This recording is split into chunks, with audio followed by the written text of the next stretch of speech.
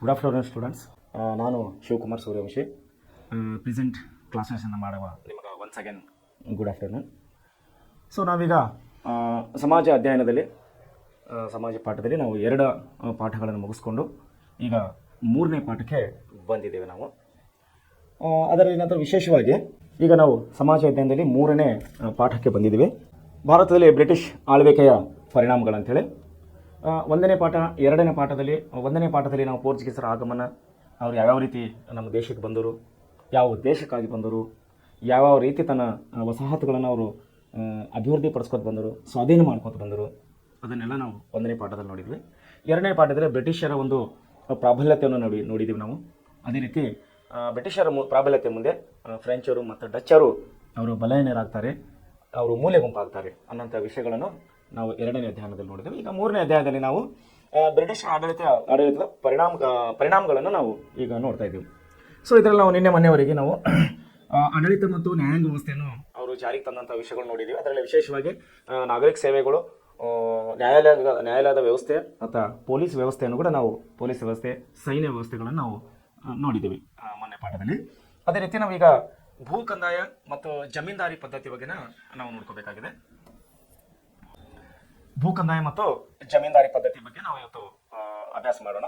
ವಿಶೇಷವಾಗಿ ವಿದ್ಯಾರ್ಥಿಗಳೇ, ನಾವು ಪ್ರೆಸೆಂಟ್ ಕ್ಲಾಸ್ನಲ್ಲಿ ಕೊಡುವಂಥ ಪ್ರತಿಯೊಂದು ಪಾಠಗಳು, ಪ್ರತಿಯೊಂದು ವಿಷಯಗಳು ನಿಮಗೆ ಅತಿ ಅಮೂಲ್ಯವಾಗಿದೆ ಅಂತ ನಾನು ಇನ್ನೊಂದು ಸಾರಿ ಹೇಳಕ್ಕೆ ಇಷ್ಟಪಡ್ತಾ ಇದ್ದೀನಿ. ಯಾಕಂದರೆ ಈ ವಿಷಯಗಳು ನಿಮಗೆ ಮುಂದಿನ ಅಭ್ಯಾಸಕ್ಕಾಗಿ, ಮುಂದಿನ ನಿಮ್ಮ ಜೀವನಕ್ಕಾಗಿ ತುಂಬ ಉಪಯುಕ್ತವಾಗಿದೆ ಅಂತ ಹೇಳಿ ನಾನು ಹೇಳಕ್ಕೆ ಇಷ್ಟಪಡ್ತಾ ಇದ್ದೀನಿ. ಸೊ ವಿಶೇಷವಾಗಿ ವಿಷಯಗಳನ್ನು ಒಳ್ಳೆ ರೀತಿಯಲ್ಲಿ ಸ್ಟಡಿ ಮಾಡಿ, ಒಳ್ಳೆ ರೀತಿಯಲ್ಲಿ ಆ ವಿಷಯಗಳು ನೆನಪಲ್ಲಿಟ್ಟುಕೊಂಡು ತಮ್ಮ ಮುಂದಿನ ಉದ್ದೇಶಗಳಲ್ಲಿ ತಾವು ಯಶಸ್ವಿ ಆಗೋರು ಅಂತ ಹೇಳಿ ನಾವು ಹಾರೈಸ್ತೇವೆ. ನಿಮ್ಮ ಯಶಸ್ಸಿನಲ್ಲಿ ನಮ್ಮ ಪ್ರೆಸೆಂಟಿಂಗ್ ಕ್ಲಾಸಸ್ನ ನಮ್ಮ ಒಂದು ಪರಿಶ್ರಮ ಕೂಡ ನಿಮ್ಮ ಹಿಂದೆ ಇದೆ, ನಿಮ್ಮ ಬೆನ್ನಿಗೆ ನಾವು ಇದ್ದೀವಿ ಅಂತ ಹೇಳಿ ಈ ಮೂಲಕ ಹೇಳಕ್ಕೆ ಇಷ್ಟಪಡ್ತಾ ಇದ್ದೀನಿ. ಭೂ ಕಂದಾಯ ನೀತಿಗಳಲ್ಲಿ ನಾವು ವಿಶೇಷವಾಗಿ ನೋಡಬೇಕಂದ್ರೆ ಬ್ರಿಟಿಷರು ಬಂಗಾಳ ಪ್ರಾಂತವನ್ನು ತಮ್ಮ ಕೇಂದ್ರವಾಗಿ ಇಟ್ಟುಕೊಂಡಿದ್ದರು. ಬ್ರಿಟಿಷರು ಏನು ಮಾಡಿದರು? ಬಂಗಾಳ ಪ್ರಾಂತವನ್ನು ತಮ್ಮ ಕೇಂದ್ರವಾಗಿ ಇಟ್ಟುಕೊಂಡರು. ಈಸ್ಟ್ ಇಂಡಿಯಾ ಕಂಪನಿಯು ಬ್ರಿಟಿಷ್ ಸರ್ಕಾರಕ್ಕೆ ವಾರ್ಷಿಕವಾಗಿ 4 ಲಕ್ಷ ಪೌಂಡ್ಗಳನ್ನು ಪಾವತಿಸಬೇಕಾಗಿತ್ತು. ಪೌಂಡ್ ಅಂದರೆ ನಮ್ಮ ಅನ್ನ ವಿಷಯ ನಿಮ್ಗೆ ಹೇಳಿ ಏನಂತಂದರೆ, ನಾವು ಭಾರತ ದೇಶದಲ್ಲಿ ರೂಪಾಯಿ ನಮ್ಮ ಕರೆನ್ಸಿ ಅಂದರೆ ನಮ್ಮ ರೂಪಾಯಿಗೆ ನಾವು ರೂಪಾಯಿ ಅಂತ ಹೇಳಿ ಕರಿತೀವಿ. ಇಂಗ್ಲೆಂಡ್ ದೇಶದಲ್ಲಿ ಅವರು ರೂಪಾಯಿಗೆ ಅವರು ಪೌಂಡ್ ಅಂತ ಹೇಳಿ ಕರೀತಾರೆ. ಸೊ ಅವರು ಪೌಂಡಲ್ಲಿ ಹಣವನ್ನು ಕರೀತಾರೆ, ನಾವು ರೂಪಾಯಿನಲ್ಲಿ ಕರಿತೀವಿ. ಸೊ ಇಲ್ಲಿ ಏನಾಗಿತ್ತು ಅಂದರೆ, ಬ್ರಿಟಿಷರು ಬಂಗಾಳ ಪ್ರಾಂತ ತಮ್ಮ ಕೇಂದ್ರವಾಗಿ ಇಟ್ಕೊಂಡಿದ್ರು. ಅದರ ಬದಲಾಗಿ East India company one of the part of the ಬ್ರಿಟಿಷರ ರಾಜರ ಅಧೀನದಲ್ಲಿ ನಡೆಯುವಂಥ ಒಂದು ಪಾರ್ಟ್ ಆಫ್ ದ ಕಂಪನಿ ಆಗಿತ್ತು. ಅಂದರೆ ಆ ಕಂಪನಿಯ ಉದ್ದೇಶ ಏನಾಗಿತ್ತು? ಭಾರತ ದೇಶಕ್ಕೆ ವ್ಯಾಪಾರಕ್ಕಾಗಿ ಬಂದಿದ್ದರು. ಅವರು ವ್ಯಾಪಾರಕ್ಕಾಗಿ ಬಂದ ಮೇಲೆ ಅವರು ಹಂತ ಹಂತಗಳಾಗಿ ಇತರ ಅಂದರೆ ಪೋರ್ಚುಗೀಸರು, ಡಚ್ಚರು ಅವರೆಲ್ಲ ವಸಾಹತುಗಳನ್ನು ಸ್ವಾಧೀನಪಡಿಸಿಕೊಂಡು ತಮ್ಮ ಅಧಿಕಾರಗಳನ್ನು ನಡೆಸ್ತಾ ಮುಂದೆ ಬಂದರು. ಬಂದ ಮೇಲೆ ಏನಾಗಿತ್ತು? ಇತರ ಯುರೋಪಿಯನರೆಲ್ಲರೂ ಮೂಲೆ ಗುಂಪಾದರು. ಇವರ ಪ್ರಾಬಲ್ಯವನ್ನು ಇಲ್ಲಿ ದೇಶದಲ್ಲಿ ಹೆಚ್ಚಾಗಿತ್ತು. ಅದರಲ್ಲಿ ಬಂಗಾಳವನ್ನೆಲ್ಲ ಅವರು ತಮ್ಮ ವಶಪಡಿಸಿಕೊಂಡು ತಮ್ಮ ವ್ಯಾಪಾರ ಕೇಂದ್ರವನ್ನಾಗಿ ಮಾಡಿಕೊಟ್ಟಿದ್ದರು. ಸೊ ಈಸ್ಟ್ ಇಂಡಿಯಾ ಕಂಪನಿ ಏನು ಮಾಡಬೇಕಾಗಿತ್ತು ಅಂದರೆ, ಬ್ರಿಟಿಷ್ ಸರ್ಕಾರಕ್ಕೆ ವಾರ್ಷಿಕವಾಗಿ 4 ಲಕ್ಷ ರೂಪಾಯಿಗಳನ್ನು ಪಾವತಿಸಬೇಕಾಗಿತ್ತು. ಈ ಹಿನ್ನೆಲೆಯಲ್ಲಿ ಕಂಪನಿಯು ತನ್ನ ಆರ್ಥಿಕ ಹಿತಾಸಕ್ತಿಗಳನ್ನು ಸುಸ್ಥಿರಗೊಳಿಸಬೇಕಾಗಿತ್ತು. ಇದರಿಂದಾಗಿ ಹೊಸ ಬಗೆಯ ಕಂದಾಯ ನೀತಿಗಳನ್ನು ಅವರು ಜಾರಿಗೆ ತಂದರು. ಯಾರು? ಬ್ರಿಟಿಷರು. ಅದರಲ್ಲಿ ವಿಶೇಷವಾಗಿ ಏನು ಮಾಡಿದ್ರು? ಕಂದಾಯ ಅಂದರೆ ರೆವಿನ್ಯೂ ಅಂತ ಹೇಳ್ತೀನಿ ನಾವು ಇಂಗ್ಲೀಷ್ನಲ್ಲಿ. ಕಂದಾಯ ಅಂದರೆ ರೆವಿನ್ಯೂ ಅಂತ ಹೇಳ್ತೀನಿ. ಅದು ಹೊಲಗಳಿಗೆ ಅಂದರೆ ಕೃಷಿ ಚಟುವಟಿಕೆಗೆ ಸಂಬಂಧಿಸಿದ ವಿಷಯ, ಅದು ತೆರಿಗೆ ಆಗಿದೆ.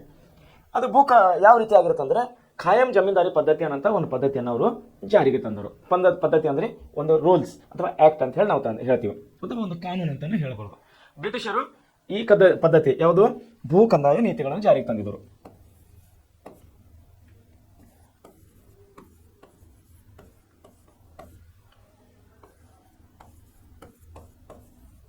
ಭೂ ಕಂದಾಯ ನೀತಿಗಳನ್ನು ತಂದಿರೋ, ಅದರಲ್ಲಿ ಖಾಯಂ ಜಮೀನ್ದಾರಿ ಪದ್ಧತಿ ಅಂತ ತಂದಿರೋ ಒಂದು ಖಾಯಂ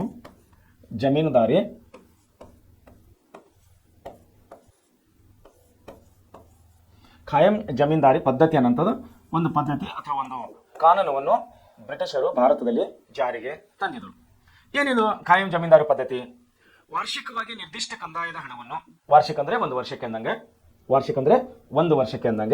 ವಾರ್ಷಿಕವಾಗಿ ನಿರ್ದಿಷ್ಟ ಕಂದಾಯದ ಹಣವನ್ನು ಪಡೆಯಲು ಲಾರ್ಡ್ ಕಾರ್ನ್ವಾಲಿಸನು, ಯಾರಾದರಲ್ಲಿ ಬ್ರಿಟಿಷ್ ಅಧಿಕಾರಿಗಳಲ್ಲಿ ಯಾರಿದ್ದಾರೆ? ಲಾರ್ಡ್ ಕಾರ್ನ್ವಾಲಿಸನು 1793ರಲ್ಲಿ ಬಂಗಾಳ ಮತ್ತು ಬಿಹಾರ ಪ್ರಾಂತಗಳಲ್ಲಿ ಹೊಸ ಕಂದಾಯ ಪದ್ಧತಿಯನ್ನು ಅವನು ಜಾರಿಗೆ ತಂದನು. ಯಾವ ರೀತಿ ಜಾರಿಗೆ ತಂದನು? ಯಾರು ತಂದಿರೋ ಈ ಪದ್ಧತಿ ಯಾರು ತಂದಿರೋ ಜಾರಿಗೆ? Lord Cornwallis. ಯಾರು ಇವರು ಲಾರ್ಡ್ ಕಾರ್ನ್ವಾಲಿಸು? ಬ್ರಿಟಿಷ್ ಅಧಿಕಾರಿಯಾಗಿದ್ದರು. ಸೊ ಏನು ಮಾಡಿದ್ರು ಇವರು? ಎಲ್ಲಿ ತಂದಿರೋದು? ಬಂಗಾಳ ಮತ್ತು ಬಿಹಾರದಲ್ಲಿ 1793ರಲ್ಲಿ ತಂದಿದ್ದರು. ಈ ಪದ್ಧತಿಯ ಹೆಸರು ಏನಾಗಿತ್ತು ಅಂದರೆ ಖಾಯಂ ಜಮೀನ್ದಾರಿ ಪದ್ಧತಿ. ಏನಿದು ಖಾಯಂ ಜಮೀನ್ದಾರಿ ಪದ್ಧತಿ? ಇದರ ಪ್ರಕಾರ ಈ ಪದ್ಧತಿಯಲ್ಲಿ ಜಮೀನುದಾರನು ಅಂದ್ರೆ ಭೂಮಿಯ ಮಾಲೀಕನು, ಈ ಪದ್ಧತಿಯಲ್ಲಿ ಜಮೀನ್ದಾರನ ಏನದ? ಭೂಮಿಯ ಮಾಲೀಕನಾದ. ಜಮೀನ್ದಾರ ಅಂದರೆ ಉಳಿಯುವವನು, ಅಂದರೆ ಭೂಮಿಯಲ್ಲಿ ಕೃಷಿಯನ್ನು ಮಾಡುವವನು. ಅವನು ಕೃಷಿ ಮಾಡ್ತಾ ಇದ್ದವನು, ಬಟ್ ಅವನು ಜಮೀನಿನ ಮಾಲೀಕನಾಗಿದ್ದಿಲ್ಲ. ಯಾಕಂದರೆ ಅದೆಲ್ಲ ಮಾಲೀಕರು ಯಾರಾಗಿದ್ದರು ಅವಾಗ? ಬ್ರಿಟಿಷರಾಗಿದ್ದರು. ಸೊ ಇದನ್ನು ಹೋಗಲಾಡಿಸಲು ಸಲುವಾಗಿ, ಯಾಕಂದರೆ ಸರ್ಕಾರಕ್ಕೆ ಏನು ಮಾಡಬೇಕಾಗಿತ್ತು? ಹಣದ ಸ್ಥಿರತೆಯನ್ನು ಕಾಯ್ಕೋಬೇಕಾಗಿತ್ತು. ಯಾರಿಗೆ? ಬ್ರಿಟಿಷರಿಗೆ. ಖರ್ಚುಗಳನ್ನು ಜಾಸ್ತಿ ಆಗ್ತಾ ಇದ್ದು, ಖರ್ಚು ಹೆಚ್ಚಿಗೆ ಆಗ್ತಾ ಇದ್ದಾಗ ಅವ್ರು ಏನು ಮಾಡಿದ್ರು? ಒಂದು ಪ್ಲಾನ್ ಅನ್ನು ಏನು ಮಾಡಿದ್ರು? ಲಾರ್ಡ್ ಕಾರ್ನ್ವಾಲಿಸ್ನ ಒಂದು ಅಧಿಕಾರದ ನೇತೃತ್ವದಲ್ಲಿ ಪಶ್ಚಿಮ ಬಂಗಾಳ ಮತ್ತು ಬಿಹಾರ್ ಈ 2 ರಾಜ್ಯಗಳಿಗೆ ಅಥವಾ 2 ಪ್ರದೇಶಗಳಲ್ಲಿ ಅವರು ಟೆಂಟಿವ್ ಆಗಿ ಅಂದರೆ ಪ್ರಾಯೋಗಿಕವಾಗಿ ಈ ಪದ್ಧತಿಯನ್ನು ಅವರು ಜಾರಿಗೆ ತಂದಿದ್ದರು.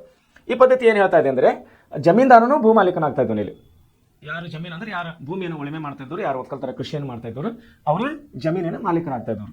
ಯಾವ ರೀತಿ ಆಗ್ತಾ ಇದ್ದವರು? ಈ ಹೊಸ ಯೋಜನೆ ಪ್ರಕಾರ ಜಮೀನ್ದಾರನು ಪ್ರತಿ ವರ್ಷವೂ ನಿರ್ದಿಷ್ಟ ದಿನಕ್ಕೆ ಮೊದಲೇ ಏನ್ ಮಾಡಬೇಕಾಗಿತ್ತು? ಅವನು ಒಪ್ಪಿಕೊಂಡಿದ್ದಂತ ಕಂದಾಯದ ಮೊತ್ತವನ್ನು, ಯಾರು? ಕೃಷಿಕ, ನಮ್ಮ ದೇಶದ ರೈತ ಒಪ್ಪಿಕೊಂಡಿದ್ದ ಕಂದಾಯದ ಮೊತ್ತವನ್ನು ಸರ್ಕಾರಕ್ಕೆ ಸಲ್ಲಿಸಬೇಕಾಗಿತ್ತು. ಅದನ್ನು ನಾವು ರೆವಿನ್ಯೂ ಟ್ಯಾಕ್ಸ್ ಅಂತೀವಿ ಅಥವಾ ಲ್ಯಾಂಡ್ ಟ್ಯಾಕ್ಸ್ ಅಂತೀವಿ. ಇವಾಗ ಕೂಡ ನಮ್ಮ ರೈತರು ಕೂಡ ಇವಾಗ ಕೂಡ ವರ್ಷಕ್ಕಿಂತೇಳಿ ಇಂತಿಷ್ಟು ಅಂತೇಳಿ ಸರ್ಕಾರ ನಿಗದಿಪಡಿಸಿದಂಥ ಒಂದು ಕಂದಾಯನ ಇವಾಗ ಕೂಡ ಸರ್ಕಾರಕ್ಕೆ ನಾವು ಸಲ್ಲಿಸ್ತಾ ಇದ್ದೇನೆ. ನೀವು ಜಮೀನು ಇದ್ದವರು ಅಥವಾ ಭೂಮಿ ಇದ್ದವರು ನೀವು ಕೂಡ ಸಲ್ಲಿಸ್ತಾ ಇದ್ದೀರಿ. ಅದು ಎಷ್ಟು ಅನ್ನೋದು ಸರ್ಕಾರ ಮೇಲೆ ವರ್ಷಕ್ಕೆ ಅಥವಾ 2-4 ವರ್ಷಕ್ಕೆ ಒಂದ್ಸರಿ ಅದು ರಿವೈಸ್ ಮಾಡ್ತಾ ಇರ್ತದೆ, ಅಂದರೆ ಹೆಚ್ಚು ಕಮ್ಮಿ ಮಾಡ್ತಾ ಇರ್ತದೆ. ಸೊ ಈ ಪದ್ಧತಿ ಅವಾಗ ಪ್ರಾರಂಭವಾಗಿದ್ದು. ಯಾವಾಗ? ಲಾರ್ಡ್ ಕಾರ್ನ್ವಾಲಿಸ್ನ ಅಧಿಕಾರದಲ್ಲಿ. ಸೊ ಏನಾಗಿತ್ತು ಅಂದರೆ ಅದ್ರ ಕಮಿಟ್ಮೆಂಟ್ ಅಂದರೆ ಅದ್ರ ಒಪ್ಪಂದ ಏನಾಗಿತ್ತು ಅಂದರೆ ಒಪ್ಪಿಕೊಂಡಿದ್ದಂಥ ದಿನಕ್ಕಿಂತ ಮುಂಚೆ ಅಲ್ಲಿ ಕೊಟ್ಟಿದ್ದಾನೆ ನೋಡ್ರಿ. ಈ ಯೋಜನೆ ಪ್ರಕಾರ ಪ್ರತಿ ವರ್ಷವೂ ನಿರ್ದಿಷ್ಟ ದಿನದಕ್ಕೆ ಮೊದಲೇ, ನಿರ್ದಿಷ್ಟ ದಿನ ಅಂದರೆ ಒಪ್ಪಂದ ಆಗಿದ ದಿನ ಅಂತ ಅರ್ಥ. ಅದು ನಿರ್ದಿಷ್ಟ ದಿನ ಅಂದರೆ ಒಪ್ಪಂದ ಆಗಿದಂತಹ ದಿನಕ್ಕೆ ನಾವು ನಿರ್ದಿಷ್ಟ ದಿನ ಅಂತ ಕರಿತೇವೆ. ಅಂದರೆ ಆ ದಿನಕ್ಕಿಂತ ಮುಂಚೆನೆ ಒಪ್ಪಿಕೊಂಡಿದ್ದ ಕಂದಾಯ ಎಷ್ಟು ಕೊಡಬೇಕಂತ ಒಪ್ಕೊಂಡಿದ್ದಲ್ಲ, ಆ ಅಮೌಂಟು, ಆ ಹಣವನ್ನು ಅವ್ರೇನು ಮಾಡಬೇಕಂದ್ರೆ ಸರ್ಕಾರಕ್ಕೆ ಸಲ್ಲಿಸಬೇಕಾಗಿತ್ತು ನಿಗದಿಪಡಿಸಿದ ದಿನಕ್ಕಿಂತ ಮುಂಚೆ. ಸೊ ಭೂಮಾಲೀಕನಿಗೆ ಈ ಪದ್ಧತಿಯಿಂದ ಹೆಚ್ಚಿನ ಲಾಭವಾಯಿತು. ಯಾರಿಗೆ? ಭೂಮಾಲೀಕನಿಗೆ. ಯಾಕಂದ್ರೆ ಇಲ್ಲಿ ಏನಾಯ್ತು ಅಂದರೆ ಭೂಮಿಯ ಮಾಲೀಕತ್ವ ಸಿಕ್ತವನಿಗೆ. ಮುಂಚೆ ಏನಿತ್ತು? ಭೂಮಿಯ ಮಾಲೀಕತ್ವ ಇದ್ದಿಲ್ಲ, ಒಡೆತನ ಇದ್ದಿಲ್ಲ ಅವನಿಗೆ. ಯಾರಿಗೆ? ಟ್ಯಾಕ್ಸ್ ಕಟ್ಟವನಿಗೆ. ಸೊ ಹೀಗಾಗಿ ಏನಾಯ್ತು ಅಂದ್ರೆ ಇದು ರೈತನಿಗೆ ಕೂಡ ಒಳ್ಳೆಯದೇ ಆಯ್ತಿದ್ದು. ಯಾಕೆ? ಭೂಮಿ ಮಾಲೀಕನಾದವ, ಟ್ಯಾಕ್ಸ್ ಕಟ್ಟೋದ್ರ ಮೂಲಕವಾಗಿ ಅವನು ಭೂಮಿಯ ಮಾಲೀಕನಾಗ್ತಾ ಇದ್ದ. ಯಾಕೆಂದರೆ ಯಾಕೆ ಈ ರೀತಿ ಪದ್ಧತಿ ಇದು ಯಾಕಾಯ್ತಂದ್ರೆ ಭೂಮಾಲೀಕನಿಗೆ ಈ ಪದ್ಧತಿಯಿಂದ ಹೆಚ್ಚಿನ ಲಾಭ ಆಯಿತು. ಎದಕ್ಕಾಯ್ತು? ಸರ್ಕಾರಕ್ಕೆ ಸಲ್ಲಿಸಬೇಕಾದ ಹಣದ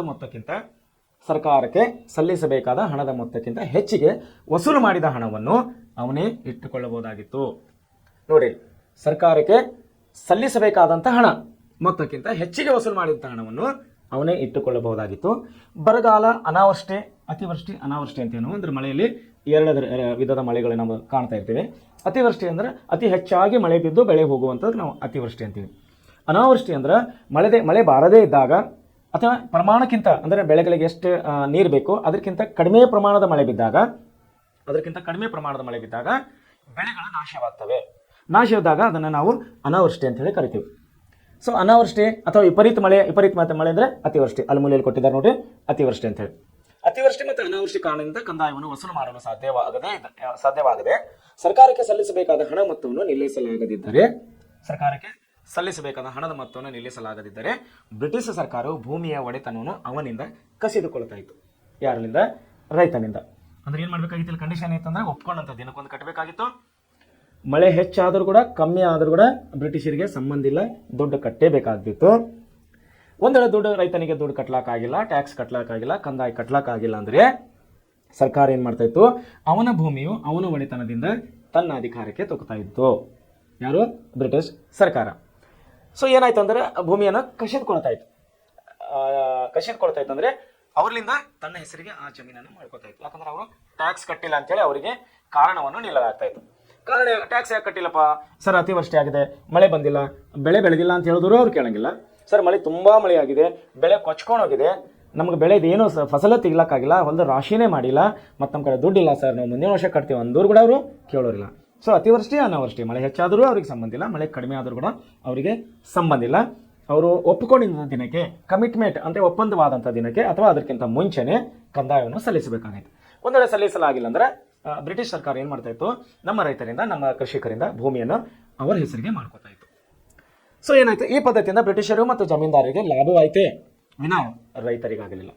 ತಾವು ಲಕ್ಷ ಕೊಡಬೇಕಿಲ್ಲಿ, ಜಮೀನ್ದಾರರಿಗೆ ಲಾಭ ಆಯಿತು ಮತ್ತು ಬ್ರಿಟಿಷರಿಗೆ ಲಾಭ ಆಯಿತು. ಯಾಕೆ ಅವ್ರಿಗೆ ಕುಂತ ಟ್ಯಾಕ್ಸ್ ಕಟ್ತಾ ಇತ್ತು, ಇವನು ಟ್ಯಾಕ್ಸ್ ವಸೂಲು ಮಾಡ್ತಾ ಇದ್ದ, ಯಾರು ಜಮೀನ್ದಾರಿ. ಅದರ ಲಾಸ್ ಆಗ್ತಾ ಇದ್ದದ್ದು ಯಾರಿಗೆ, ಕಷ್ಟ ಆಗ್ತಾ ಇದ್ದದ್ದು ಯಾರಿಗೆ, ನಷ್ಟ ಆಗ್ತಾ ಇದ್ದದ್ದು ಯಾರಿಗೆ, ರೈತರಿಗೆ. ಬ್ರಿಟಿಷರು ತಮಗೆ ನೆರವಾಗುವ ಹೊಸ ಸಾಮಾಜಿಕ ವರ್ಗವಾದ ಜಮೀನ್ದಾರರನ್ನು ಸೃಷ್ಟಿ ಮಾಡಿ, ಜಮೀನ್ದಾರರಂತೇಳಿ ಒಂದು ವರ್ಗವನ್ನು ಸೃಷ್ಟಿ ಮಾಡಿ, ರೈತರು ಮತ್ತು ರೈತ ಕೂಲಿ ಕಾರ್ಮಿಕರು ಜಮೀನ್ದಾರರ ಭೂಮಿಯಲ್ಲಿ ಕೆಲಸ ಮಾಡುವಲು ನಿರಂತರ ಅವಕಾಶಗಳನ್ನು ಸಿಗದೆ ಬಹುಮುಖಿ ಶೋಷಣೆಗಳಿಗೆ ಒಳಗಾದರು. ಯಾರು, ರೈತರು ಮತ್ತು ರೈತ ಕೂಲಿ ಕಾರ್ಮಿಕರು. ನೋಡ್ರಿ, ಇಲ್ಲಿ ಎರಡು ಟೈಪ್ ಕೊಡ್ತಾ ಇದ್ದಾರೆ. ಇಲ್ಲಿ ಒಂದು ರೈತರು, ಇನ್ನೊಂದೇನೆಂದ್ರೆ ರೈತ ಕೂಲಿ ಕಾರ್ಮಿಕರು.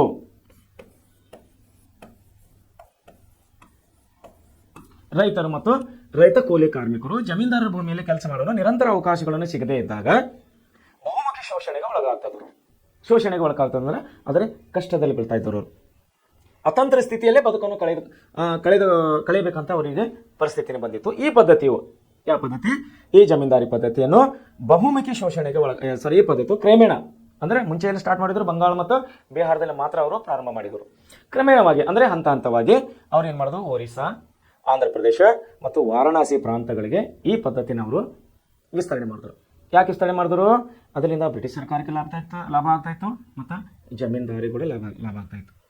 ನಷ್ಟ ಆಗ್ತಾ ಇದ್ದದ್ದು ಯಾರಿಗೆ, ರೈತರಿಗೆ. ಯಾಕಂದರೆ ಒಂದು ಸಾರಿ ಮಳೆ ಹೆಚ್ಚಾಗುತ್ತೆ, ಒಂದು ಸಾರಿ ಮಳೆ ಕಡಿಮೆ ಆಗುತ್ತೆ. ಮಳೆ ಕಡಿಮೆ ಆದಾಗ ಟ್ಯಾಕ್ಸ್ ಕಟ್ಲಿಕ್ಕಾಗೋದಿಲ್ಲ, ಮಳೆ ಹೆಚ್ಚಾದಾಗ ಬೆಳೆ ಕೊಚ್ಕೊಂಡು ಹೋದಾಗ ಕೂಡ ಟ್ಯಾಕ್ಸ್ ಕಟ್ಟಲಿಕ್ಕೆ ಅಥವಾ ಕಂದಾಯ ಕಟ್ಟಲಿಕ್ಕೆ ಆಗೋದಿಲ್ಲ. ಸೊ ನಮ್ಮ ರೈತರಿಗೆ ತೊಂದರೆ ಆಗ್ತಾಯಿತ್ತು, ಆದರೆ ಟ್ಯಾಕ್ಸ್ ವಸೂಲಿ ಮಾಡುವಂಥ ಜಮೀನ್ದಾರನಿಗೆ ಮಾತ್ರ ಲಾಭ ಆಗ್ತಾಯಿತ್ತು ಮತ್ತು ಬ್ರಿಟಿಷ್ ಸರ್ಕಾರಕ್ಕೂ ಕೂಡ ಲಾಭ ಆಗ್ತಾಯಿತ್ತು. ಯಾಕೆ, ಕುಂತಲೇ ಅವರಿಗೆ ಕಂದಾಯನೂ ಸಲ್ಲಿಕೆ ಆಗ್ತಾಯಿತ್ತು. ಸೊ ಕ್ರಮೇಣವಾಗಿ ಏನು ಮಾಡಿದ್ರು, ಮೊದಲವಾಗಿ ಪ್ರಾರಂಭಿಸಿದಂಥ 2 ರಾಜ್ಯಗಳು, ಕೇವಲ ಬಂಗಾಳ ಮತ್ತು ಒರಿಸ್ಸಾವನ್ನು ಬಿಟ್ಟು ಮುಂದೆ ಏನು ಮಾಡಿದ್ರು ಇವರು, ಮುಂದೆ 3 ರಾಜ್ಯಗಳಿಗೆ ಈ ಪದ್ಧತಿಯನ್ನು ವಿಸ್ತರಣೆ ಮಾಡ್ತಾರೆ. ಅವ್ಯಾವ ರಾಜ್ಯ ಅಂದರೆ, ಒಂದು ಒರಿಸ್ಸಾ, ಎರಡನೇದು ಆಂಧ್ರ ಮತ್ತು ಮೂರನೇದು ವಾರಣಾಸಿ ಎಂಬ ಪ್ರಾಂತಗಳಿಗೆ ಅಂದರೆ ರಾಜ್ಯಗಳಿಗೆ ಅದನ್ನು ವಿಸ್ತರಣೆ ಮಾಡ್ತಾರೆ. ಮುಂದೆ ಏನಾಗ್ತದೆ ನೋಡ್ರಿ,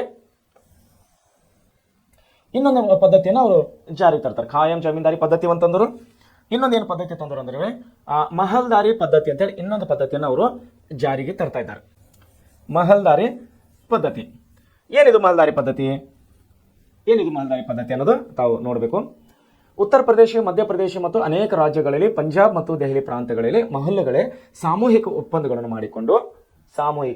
ಒಪ್ಪಂದ ಮಾಡಿಕೊಂಡು ಸರ್ಕಾರಕ್ಕೆ ತೆರಿಗೆಯನ್ನು ಸಲ್ಲಿಸುವ ಪದ್ಧತಿಯನ್ನು ಜಾರಿಗೆ ತರಲಾಯಿತು. ಮಹಲ್ಲಾಗಳು ಅಂದರೆ ಮಹಲ್ ಅಂತೇಳಿ ನಾವು ಇವಾಗ ಕೂಡ ಕರಿತೀವಿ, ಅದನ್ನು ಮಹಲ್ದಾರಿ ಪದ್ಧತಿ ಅಂತ ಹೇಳಿ ಕರೀತಾರೆ. ಎಲ್ಲ ಜಾರಿಗೆ ತತ್ತೋ, ಉತ್ತರ ಪ್ರದೇಶ ಮತ್ತು ಮಧ್ಯಪ್ರದೇಶ ಮತ್ತು ಅನೇಕ ಭಾಗಗಳಲ್ಲಿ, ಸುತ್ತಮುತ್ತಲಿನ ಆ ಕಡೆ ನಿಯರ್ ಬೈ ಪಂಜಾಬ್ ಮತ್ತು ದೆಹಲಿ ಪ್ರಾಂತಗಳಲ್ಲಿ ಮಹಲ್ಲುಗಳೇ ಸಾಮೂಹಿಕ ಜವಾಬ್ದಾರಿ ಅಂದರೆ ಅವರೇ ಜವಾಬ್ದಾರಿಯನ್ನು ತಗೊಂಡು ಸರ್ಕಾರಕ್ಕೆ ತೆರಿಗೆಯನ್ನು ಸಲ್ಲಿಸುವ ಪದ್ಧತಿಯನ್ನು ಜಾರಿಗೆ ತರಲಾಯ್ತಲ್ಲಿ. ಯಾವ ರೀತಿ ತರಲಾಯಿತು ಈ ಪದ್ಧತಿಯನ್ನು, ಎಂ.ಆರ್. ಬರ್ಡ್ಸ್ ಮತ್ತು ಜೇಮ್ಸ್ ಥಾಮ್ಸನ್ ಪ್ರಯೋಗದಲ್ಲಿ ತಂದಿದ್ದರು. ಎಂ.ಆರ್.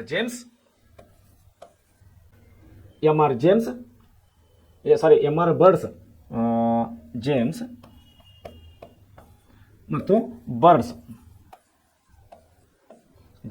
ಮತ್ತು ಬರ್ಡ್ಸ್ ಎಂಬ ಬ್ರಿಟಿಷ್ ಅಧಿಕಾರು,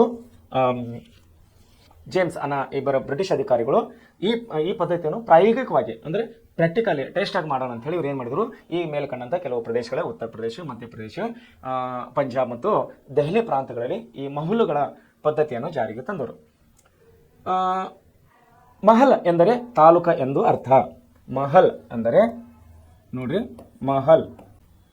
ಮಹಲ್ ಅಂದರೆ ತಾಲೂಕ ಅಂತ ಅರ್ಥ ಆಗುತ್ತದೆ.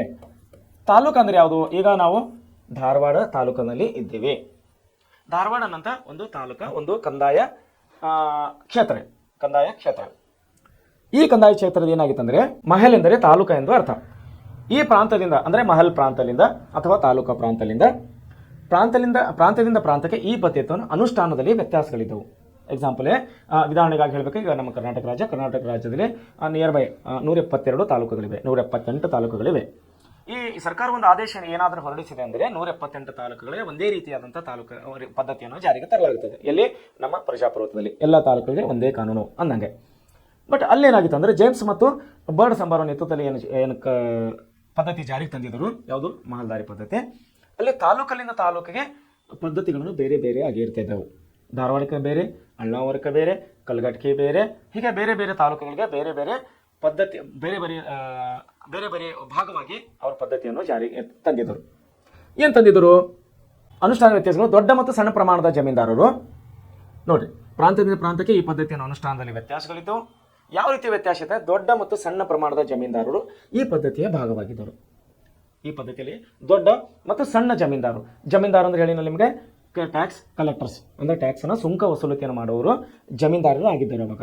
ಅಂದರೆ ದೊಡ್ಡ, ಅಂದರೆ ಸುಮಾರು 100 ಎಕರೆ, 200 ಎಕರೆ, 300 ಎಕರೆ, ಈ ರೀತಿ ದೊಡ್ಡ ಏನು ರೈತರು ಇರ್ತಾರೆ ಅವರನ್ನು ಜಮೀನ್ದಾರಾಗಿ ನೇಮಕ ಮಾಡಿದರು. ಯಾರು? ಬ್ರಿಟಿಷರು. ಅವರಿಂದ ಸಣ್ಣ ರೈತರ ಹತ್ರ ಇವರು ಭೂ ಕಂದಾಯವನ್ನು ವಸೂಲಿ ಮಾಡ್ತಾ ಇದ್ರು. ಸೊ ಮುಂದೆ ಏನಾಗ್ತಂದ್ರೆ ದೊಡ್ಡ ಮತ್ತು ಸಣ್ಣ ಪ್ರಮಾಣದ ಜಮೀನ್ದಾರು ಈ ಪದ್ಧತಿಯಲ್ಲಿ ಭಾಗಿಯಾಗಿದ್ದರು. ಬ್ರಿಟಿಷ್ ಈಸ್ಟ್ ಇಂಡಿಯಾ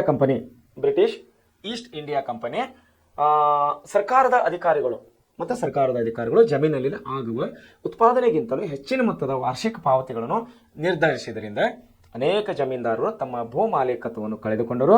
ಅವರನ್ನೇ ನೆಚ್ಚಿ ಬದುಕಿದ ಸಣ್ಣ ಮತ್ತು ಕೃಷಿಕರು, ಕೂಲಿ ಕಾರ್ಮಿಕರು ನಿರ್ಗತಿಕರಾದರು. ಏನಾಗ್ತದೆ ಇಲ್ಲಿ? ಬ್ರಿಟಿಷ್ ಇಂಡಿಯಾ ಕಂಪನಿ ಸರ್ಕಾರದ ಅಧಿಕಾರಿಗಳು ಏನು ಮಾಡಿದರು ಅಂದರೆ ಜಮೀನಲ್ಲಿ ಆಗುವ ಉತ್ಪಾದನೆಗಿಂತ, ಜಮೀನಲ್ಲಿ ಬೆಳೆಯೋದಕ್ಕಿಂತ ಹೆಚ್ಚಿನ ವಾರ್ಷಿಕ ತೆರಿಗೆಗಳು, ವಾರ್ಷಿಕವಾಗಿ ಒಂದು ವರ್ಷಕ್ಕೆ ಇಂತಿಷ್ಟು ಅಂತೇಳಿ ಏನು ಕೊಡ್ತಾ ಇದ್ದರು ಅಥವಾ ಏನು ವಸೂಲು ಮಾಡ್ತಾ ಇದ್ದರು, ಅದನ್ನು ಏನು ಮಾಡ್ತಾರೆ? ನಿರ್ದೇಶಿತ ಅಂದರೆ ಫಿಕ್ಸ್ ಮಾಡಿದಂಥ ಅಮೌಂಟ್ಗಿಂತ ಜಾಸ್ತಿ ಅಮೌಂಟನ್ನು ಇವರು ಕಲೆಕ್ಟ್ ಮಾಡ್ತಾ ಇದ್ರು. ಅವರು ನಿರ್ಧರಿಸಿದಂಥ ಅನೇಕ ಏನಾಗಿತ್ತು ಅಂತ ನಿರ್ಧರಿಸಿದಂಥ ಹೆಚ್ಚಿನ ಒಂದು ಉತ್ಪಾದನೆ ಮತ್ತು ವಾರ್ಷಿಕ ಪದ್ಧತಿಗಳನ್ನು ನಿರ್ಧರಿಸಿ ಮಾಡಿದ್ರ ಸಲುವಾಗಿ, ಟ್ಯಾಕ್ಸ್ ಫಿಕ್ಸ್ ಮಾಡಿದ ಸಲುವಾಗಿ ಏನಾಯಿತು? ಅನೇಕ ಜಮೀನ್ದಾರರು ತಮ್ಮ ಭೂ ಮಾಲೀಕತ್ವವನ್ನು ಕಳೆದುಕೊಂಡರು.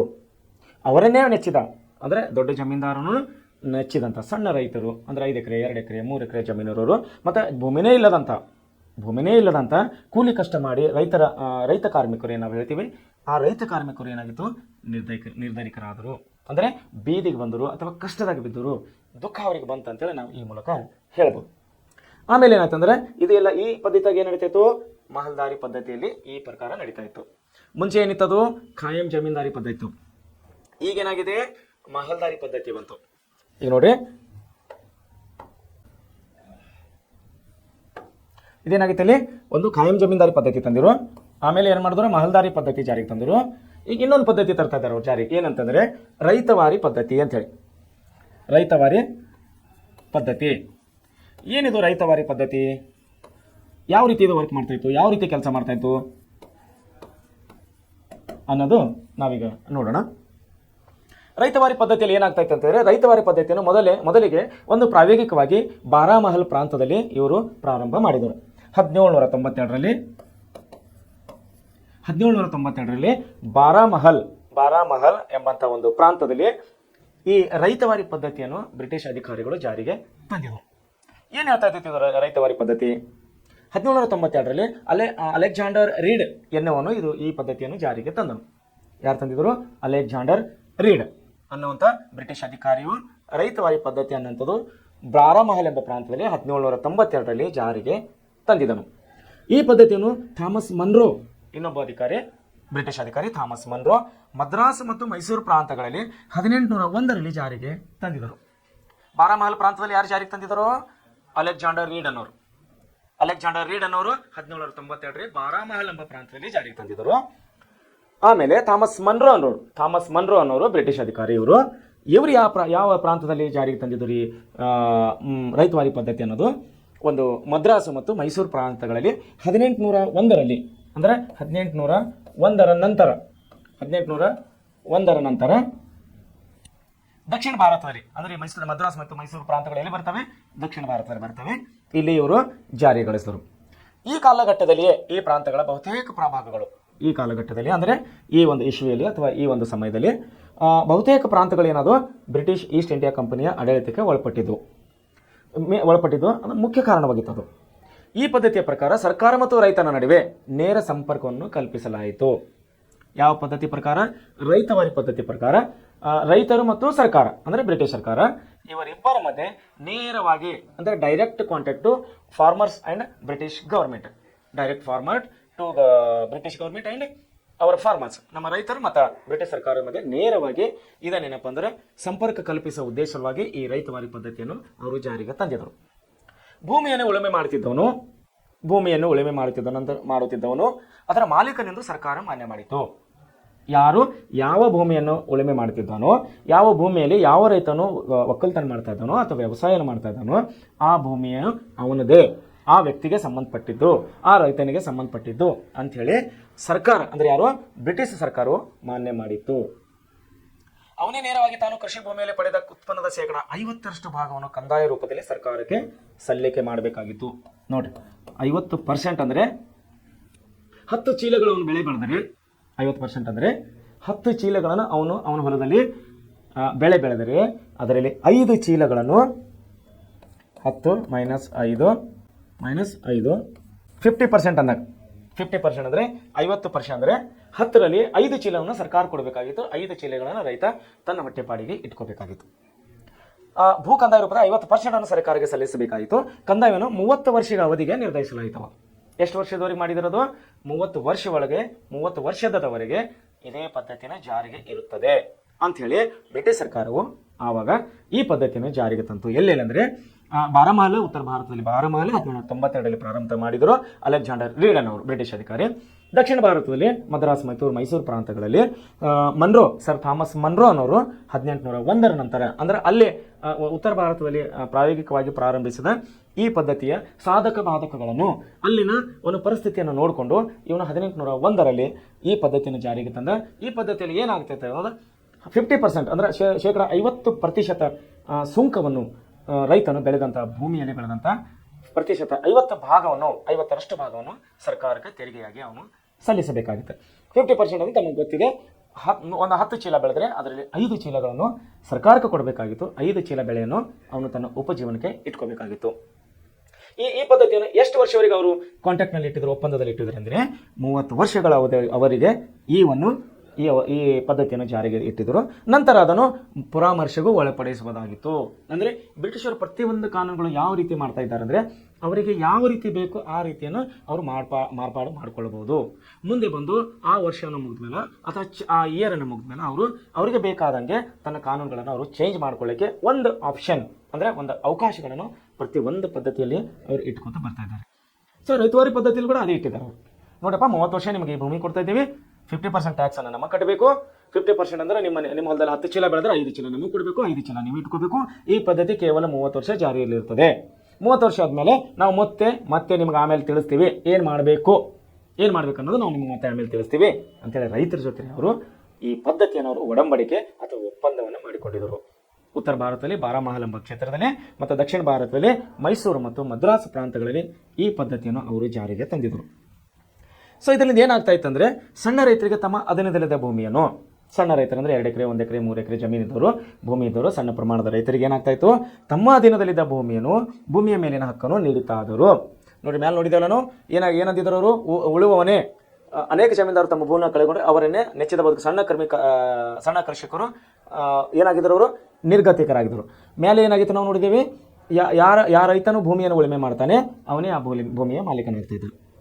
ಇಲ್ಲೇನಾಗ್ತಾ ಇದೆ, 30 ವರ್ಷಗಳ ನಂತರ ಏನಾಗ್ತಾ ಇದೆ, ಸಣ್ಣ ರೈತರು ತಮ್ಮ ಅಧೀನದಲ್ಲಿದ್ದ ಭೂಮಿಯನ್ನು ಹಕ್ಕವನ್ನು ನೀಡಿತ್ತು, ಸರ್ಕಾರ ಹೇಳಿತ್ತು ಇದ್ರ ಮಾಲೀಕ ನೀವೇ ಅಂತೇಳಿ. ಆದರೆ ಭೂ ಕಂದಾಯವನ್ನು ಈ ಪದ್ಧತಿಯು ಹೆಚ್ಚಿನ ವಾರ್ಷಿಕ ಮೊತ್ತಕ್ಕೆ ನಿಗದಿಪಡಿಸಿದ್ರಿಂದ ಹೆಚ್ಚಿನ ವಾರ್ಷಿಕ ಪದ್ಧತಿ ಅಂದರೆ 50%, 50% ತುಂಬ ಟ್ಯಾಕ್ಸ್ ಆಗುತ್ತದೆ, ತುಂಬ ಭಾರ ಆಗುತ್ತದೆ. ಅಂದರೆ ಅರ್ಧ ಬೆಳೆದಿದ್ದಲ್ಲಿ ಅರ್ಧ ಬೆಳೆಯನ್ನು ಅವರು ಬ್ರಿಟಿಷ್ ಸರ್ಕಾರಕ್ಕೆ ಕೊಡಬೇಕಾಗಿತ್ತು. ಇವನಿಗೇನು ಉಳಿತಾ ಇದ್ದಿಲ್ಲ, ಯಾಕೆ ಬೀಜ ಗೊಬ್ಬರ, ಇವನ ಕಷ್ಟ, ಇವನ ದುಡಿಮೆ, ಮನೆ ಎಲ್ಲ 50%ನಲ್ಲಿ ಅರ್ಧದಲ್ಲಿ ತೆಗೆದರೆ ಉಳಿದಂಥ ಅರ್ಧ ಭಾಗವನ್ನು ಕೇವಲ ಕಂದಾಯ ಟ್ಯಾಕ್ಸ್ ಆಗಿ ರೈತವಾರಿ ಪದ್ಧತಿಯಲ್ಲಿ ಅವನು ಟ್ಯಾಕ್ಸನ್ನು ಕಂದಾಯಕ್ಕೆ ಬ್ರಿಟಿಷ್ ಸರ್ಕಾರಕ್ಕೆ ಕಟ್ಟಬೇಕಾಗಿತ್ತು. ಸೊ ಈ ಪದ್ಧತಿಯನ್ನು ವಾರ್ಷಿಕ ಮೊತ್ತಕ್ಕಿಂತ ಮೊತ್ತಕ್ಕೆ ನಿಗದಿಪಡಿಸಿದ್ರಿಂದ ರೈತರು ಸಂಕಷ್ಟಕ್ಕೆ ಒಳಗಾದರು. ಕಂದಾಯ ವಸೂಲು ಬರುವ ಅಧಿಕಾರಿಗಳು ನಿರ್ದಾಕ್ಷಿಣ್ಯವಾಗಿ ಕ್ರಮವನ್ನು ಜರುಗಿಸ್ತಾ ಇದ್ದರು. ಬೆಳೆಗಳು ಸರಿಯಾಗಿ ಫಸಲು ನೀಡಿದ ಸಂದರ್ಭದಲ್ಲಿ ರೈತರು ಹಣದ ಲೆವಿ ದೇವಿಕಾರರಿಂದ ಅಂದರೆ ಮನಿ ಲ್ಯಾಂಡರ್ಸ್ನಿಂದ ಸಾಲ ತೆಗೆದುಕೊಂಡು ಮರುಪಾವತಿಸಲಾಗದೆ ಅವರಿಗಿದ್ದ ಸಣ್ಣ ಪುಟ್ಟ ಜಮೀನನ್ನು ಮಾರಾಟ ಮಾಡುವಂತಾಯಿತು. ನೋಡ್ರಿ ಏನಾಗಿದೆ, ಟ್ಯಾಕ್ಸ್ ಕಟ್ಲಕ್ಕೆ ದುಡ್ಡಿಲ್ಲ ಅಂದ್ರೆ ಏನು ಮಾಡ್ತಿದ್ದಾರೆ ರೈತ ಈಗ? ಮನಿ ಲ್ಯಾಂಡರ್ಸ್ ಅಂದರೆ ನಾವು ಲೇವಾದೇವಿಗಾರರು, ಇದನ್ನು ನಾವು ಈಗ ಆಡು ಭಾಷೆಯಲ್ಲಿ ಫೈನಾನ್ಸಿಯರ್ ಅಂತೇಳಿ ಕರಿತೀವಿ. ಸಾಲ ಕೊಡೋನಿಗೆ ನಾವು ಮನಿ ಲ್ಯಾಂಡರ್ಸ್ ಅಥವಾ ಲೇವಾದೇವಿಗಾರರು ಅಂತೇಳಿ ಕರಿತೀವಿ. ಈ ಸಣ್ಣ ರೈತರು ಏನಾಗಿತ್ತು, ಕೆಲವೊಂದು ಸಮಯದಲ್ಲಿ ನೀರು ಹೆಚ್ಚಿಗಾಗಿ ಅಂದರೆ ಮಳೆ ಹೆಚ್ಚಾಗಿ ಬೆಳೆ ಹೋಗ್ತಾ ಇತ್ತು, ಕೆಲವೊಂದು ಸಾರಿ ಮಳೆ ಕಡಿಮೆಯಾಗಿ ಬೆಳೆ ಹೋಗ್ತಾ ಇತ್ತು. ಆಗ ಅವನಿಗೆ ಟ್ಯಾಕ್ಸ್ ಕಟ್ಟಲಿಕ್ಕೆ ಆಗ್ತಾ ಇದ್ದಿಲ್ಲ, ಭೂಮಿ ಕಂದಾಯ ಕಟ್ಟಲಿಕ್ಕೆ ಆಗ್ತಾ ಇದ್ದಿಲ್ಲ. ಅವು ಭೂಮಿ ಉಳಿಸ್ಕೋಬೇಕಾದ್ರೆ ಏನು ಮಾಡಬೇಕಾಗಿತ್ತು, ಅವನು ಬೇರೆಯವ್ರ ಹತ್ರ, ಮನಿ ಲ್ಯಾಂಡರ್ಸ್ ಹತ್ರ, ಶ್ರೀಮಂತರ ಹತ್ರ, ದುಡ್ಡಿದ್ದವ್ರ ಹತ್ರ, ಲೇವಾದೇವಿಗಾರರ ಹತ್ರ ಸಾಲವನ್ನು ತರಬೇಕಾಗಿತ್ತು. ಸಾಲವನ್ನು ತಂದಾಗ ಏನಾಗ್ತಿತ್ತು, ಬಡ್ಡಿ ಮೇಲೆ ಬಡ್ಡಿ ಬೆಳೀತಾ ಹೋಗಿ ಬಡ್ಡಿ ಜಾಸ್ತಿನ ಬಡ್ಡಿಯಾಗಿ ಸಾಲ ತೆಗೆದುಕೊಂಡು ಮರುಪಾವತಿಸಲಾಗದೆ ಅಂದರೆ ತಂದಂಥ ಸಾಲವನ್ನು ವಾಪಸ್ ತಿರುಗಿ ಮರಳಿ ಕೊಡಲಾಗದೆ ಅವರಿಗಿದ್ದ ಸಣ್ಣ ಪುಟ್ಟ ಜಮೀನು ಅಂದರೆ 1 ಎಕರೆ 2 ಎಕರೆ 3 ಎಕರೆ ಇದ್ದಂಥ ಸಣ್ಣ ಪುಟ್ಟ ರೈತರು ಸಣ್ಣ ಪುಟ್ಟ ಭೂಮಿಯನ್ನು ಅವ್ರು ಏನು ಮಾಡ್ತಾ ಇದ್ರು ಅಂದ್ರೆ ಮಾರಾಟ ಮಾಡಬೇಕಂತ ಪರಿಸ್ಥಿತಿ ಬಂತು. ಯಾಕಂದ್ರೆ ಅವ್ರದಂತೂ ಒಡಂಬಡಿಕೆ ಇತ್ತು, ಭೂಮಿಯಲ್ಲಿ ನಿಮ್ಗೆ ಎಷ್ಟು ಬೆಳೆ ಬರ್ತದೆ ಅದು ನಮಗೆ ಸಂಬಂಧ ಇಲ್ಲ, ನಮಗೆ ಇಷ್ಟು ಟ್ಯಾಕ್ಸ್ ನೀವು ಕಟ್ಟಬೇಕು. ಸೊ ಅಲ್ಲಿ ಏನಾಗ್ತಾ ಇದ್ದಾರೆ, ರೈತರು ತನ್ನ ಭೂಮಿಯನ್ನು ಉಳಿಸಿಕೊಳ್ಳುವಂಥ ನಿಟ್ಟಿನಲ್ಲಿ ಶ್ರೀಮಂತರಿಗೆ, ಲೇವಾದೇವಿಗಾರರಿಗೆ, ಮನಿ ಲ್ಯಾಂಡರ್ಸ್ಗೆ ತನ್ನ ಭೂಮಿಯನ್ನು ಮಾರುವಂಥ ಪರಿಸ್ಥಿತಿಯನ್ನು ಅವರಿಗೆ ಇಲ್ಲಿ ಬರ್ತಾ ಇದೆ. ರೈತರ ಒಳಿತಿಗಾಗಿ ರೈತವಾರಿ ಪದ್ಧತಿಯನ್ನು ಜಾರಿಗೊಳಿಸಲಾಗಿದೆ. ನೋಡಿ, ರೈತರ ಅನುಕೂಲತೆಗಾಗಿ, ರೈತರ ಒಳಿತಿಗಾಗಿ ರೈತವಾರಿ ಪದ್ಧತಿಯನ್ನು ನಾವು ಜಾರಿಗೆ ತಂದೀವಪ್ಪ ಅಂತ ಬ್ರಿಟಿಷ್ ಸರ್ಕಾರ ಹೇಳ್ತಾ ಇದೆ. ಗರಿಷ್ಠ ಪ್ರಮಾಣದ ರೈತರು, ಹೆಚ್ಚಿನ ರೈತರು ಸಾಲದ ಸುಳಿಗೆ ಸಿಲುಕ್ತಾ ಇದ್ದರು. ಈ ಪದ್ಧತಿಯಿಂದಲೇ ಪದ್ಧತಿಯಿಂದಲೇ ಬಹಳಷ್ಟು ರೈತರು ಸಾಲದ ಸುಳಿಯಲ್ಲಿ ಸಿಕ್ಕಿಕೊಂಡರು ಅನ್ನೋದು ಒಂದು ವಿಪರ್ಯಾಸ, ಒಂದು ದುಃಖದ ಸಂಗತಿ.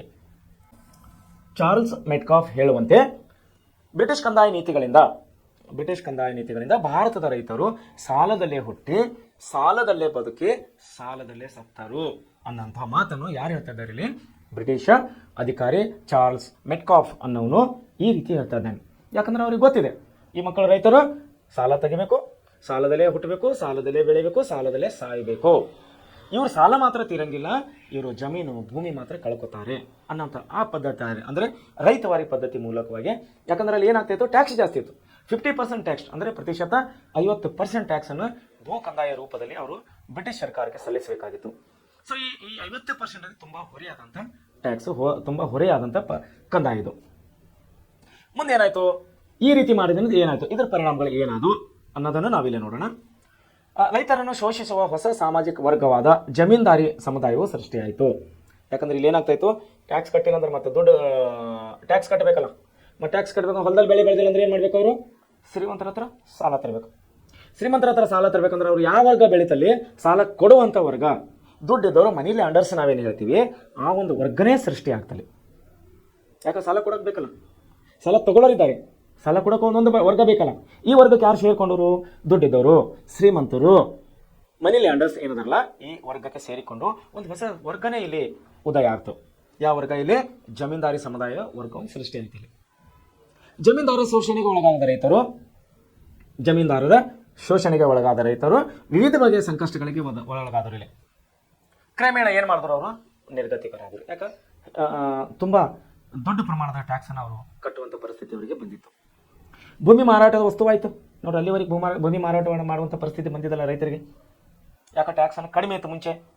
ಯಾವಾಗ 1792ರಲ್ಲಿ ಏನು ಟ್ಯಾಕ್ಸ್ ಅನ್ನೋದು ಜಾರಿಗೆ ತಂದಿದ್ದರು ಇವರು, ಮಹಲ್ದಾರಿ ಪದ್ಧತಿ ಅನ್ನೋದು, ರೈತವಾರಿ ಪದ್ಧತಿ.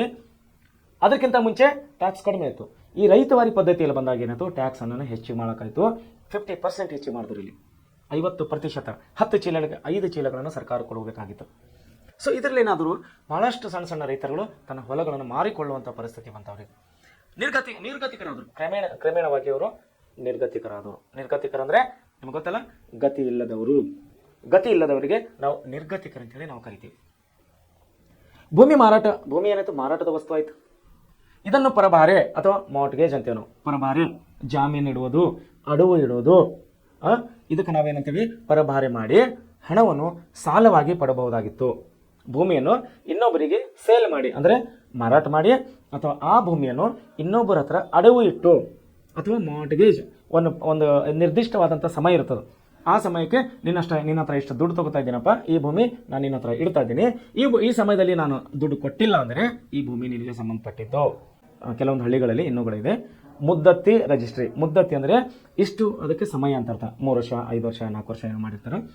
ಆ ಸಮಯದಲ್ಲಿ ಆ ರೈತನು ತಗೊಂಡಿದ್ದಂಥ ದುಡ್ಡುಗಳನ್ನು ವಾಪಸ್ ಕೊಟ್ಟಿಲ್ಲ, ರಿಟರ್ನ್ ಕೊಟ್ಟಿಲ್ಲ ಅಂದರೆ ಆ ಭೂಮಿ ಯಾರಿಗೆ ಮಾರ್ಟ್ಗೇಜ್ ಮಾಡಿ ಕೊಟ್ಟಿದಾರಲ್ಲ, ಮಾರ್ಟ್ಗೇಜ್ ಅಂತೇಳಿ ನಾವು ಅಂತೀವಿ, ಅದನ್ನು ಪರಭಾರಿಯನ್ನು ಮಾಡಕ್ಕೆ ಕೊಟ್ಟಿವಲ್ಲ, ಆ ಭೂಮಿ ಆ ಶ್ರೀಮಂತಂದೇ ಆಗಿಬಿಡ್ತದೆ. ಇಲ್ಲಿ ರೈತನ ಏನಪ್ಪ ಅಂದ್ರೆ ನಿರ್ಗತಿಕನಾಗ್ತಾ ಇದ್ದಾನೆ, ಕಂಗಾಲಾಗ್ತಾ ಇದ್ದಾನೆ, ಕಷ್ಟಕ್ಕೆ ಸಿಕ್ಕಾಕೋತಾ ಇದ್ದಾನೆ. ಅನೇಕ ಜಮೀನ್ದಾರರು ಕೂಡ ಏನು ಮಾಡ್ತಾ ಇದ್ದಾರೆ, ಅನೇಕ ಜಮೀನ್ದಾರರು ಕೂಡ ಕಂದಾಯವನ್ನು ಸಲ್ಲಿಸುವ ಸಲುವಾಗಿ ತಮ್ಮ ಜಮೀನನ್ನು ಪರಭಾರೆ ಮಾಡಿದರು. ಅಂದರೆ ಇನ್ನೊಬ್ಬರಿಗೆ, ಅಂದರೆ ಶ್ರೀಮಂತರಿಗೆ ಮಾರ್ಟ್ಗೇಜ್ ಅಂತೇಳಿ ಮಾಡಿಕೊಡ್ತಾ ಇದ್ದಾರೆ. ಇಲ್ಲಿ ಕೃಷಿ ಕ್ಷೇತ್ರವು ವಾಣಿಜ್ಯ ಕ್ಷೇತ್ರವಾಗಿ ಪರಿವರ್ತನೆ ಆಯಿತು. ಕೃಷಿ ಕ್ಷೇತ್ರವು ವಾಣಿಜ್ಯೀಕರಣಗೊಂಡಿತು ಅಥವಾ ವಾಣಿಜ್ಯ ಕ್ಷೇತ್ರ ಆಗಿ ಪರಿವರ್ತನೆ ಆಯಿತು. ಆಮೇಲೆ ಇಂಗ್ಲೆಂಡಿನಲ್ಲಾದ ಕೈಗಾರಿಕೀಕರಣದಿಂದ ಅಲ್ಲಿನ ಕೈಗಾರಿಕೆಗಳಿಗೆ ಬೇಕಾದಂಥ ಕಚ್ಚಾ ವಸ್ತುಗಳನ್ನೇ ಬೆಳೆಯಬೇಕಾಯಿತು. ನೋಡಿ, ಇಂಗ್ಲೆಂಡ್ದಾಗ ಏನಾಯಿತು, ಕೈಗಾರಿಕಾ ಕ್ರಾಂತಿ ಆಗಿತ್ತು, ಅಲ್ಲಿ ಕೈಗಾರೀಕರಣ ಆಗಿತ್ತು, ದೊಡ್ಡ ದೊಡ್ಡ ಪ್ರಮಾಣದ ಕೈಗಾರಿಕೆಗಳು ಬೆಳೆದು ಹುಟ್ಕೊಂಡು ಅಲ್ಲಿ ಎಲ್ಲಿ ಇಂಗ್ಲೆಂಡ್ ದೇಶದಲ್ಲಿ.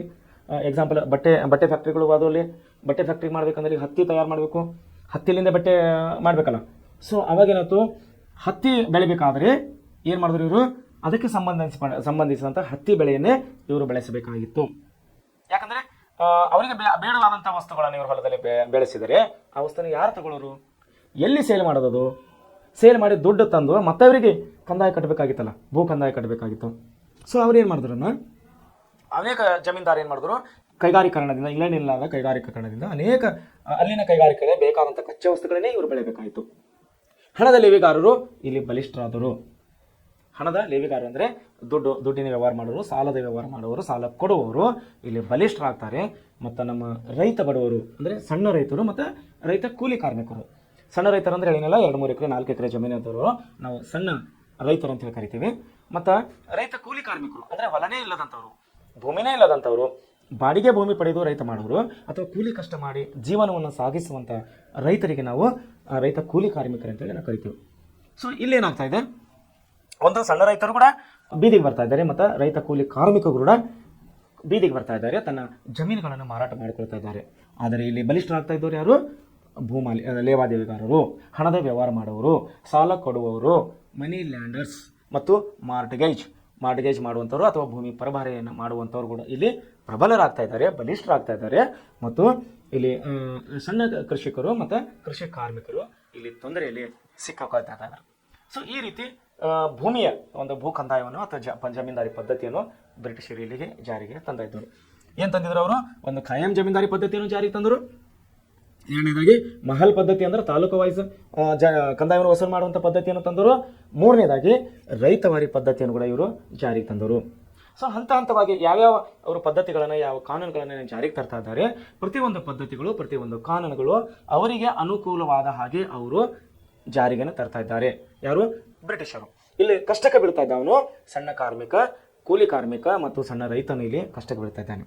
ಸೊ ಆತ್ಮೀಯ ವಿದ್ಯಾರ್ಥಿಗಳೇ, ಇಲ್ಲಿವರೆಗೆ ಈ ವಿಷಯಗಳ ಬಗ್ಗೆ ಅಂದರೆ ಖಾಯಂ ಜಮೀನ್ದಾರಿ ಪದ್ಧತಿ ಬಗ್ಗೆ ಮತ್ತು ಮಹಲ್ ರೈತ ಪದ್ಧತಿ ಬಗ್ಗೆ ಮತ್ತು ರೈತವಾರಿ ಕಂದಾಯ ಪದ್ಧತಿ ಬಗ್ಗೆ ತಾವುಗಳನ್ನು ಈಗ ನಾವು ವಿಶೇಷವಾಗಿ ನಾವು ಸ್ಟಡಿ ಮಾಡಿದ್ದೀವಿ.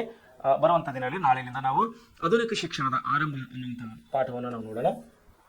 ಆಧುನಿಕ ಶಿಕ್ಷಣದ ಆರಂಭವನ್ನು ಯಾವ ರೀತಿ ಶಿಕ್ಷಣಕ್ಕೆ ಯಾವ ರೀತಿ ಮಹತ್ವ ಕೊಟ್ಟರು, ಶಿಕ್ಷಣದಲ್ಲಿ ಯಾವ್ಯಾವ ರೀತಿ ಅವರು ಬದಲಾವಣೆ ತಂದರು, ಶಿಕ್ಷಣದಲ್ಲಿ ಅವರು ಏನೇನು ಅವರಿಗೆ ಅನುಕೂಲವಾದಂಥ ಯಾವ್ಯಾವ ಪದ್ಧತಿಗಳನ್ನು ಅವರು ಜಾರಿಗೆ ತಂದಿರೋ ಯಾರು ಬ್ರಿಟಿಷರು ಅನ್ನೋದೆಲ್ಲ ನಾವು ನಾಳೆಯಲ್ಲಿ ಪಾಠದಲ್ಲಿ ನೋಡ್ಕೊಳ್ಳೋಣ.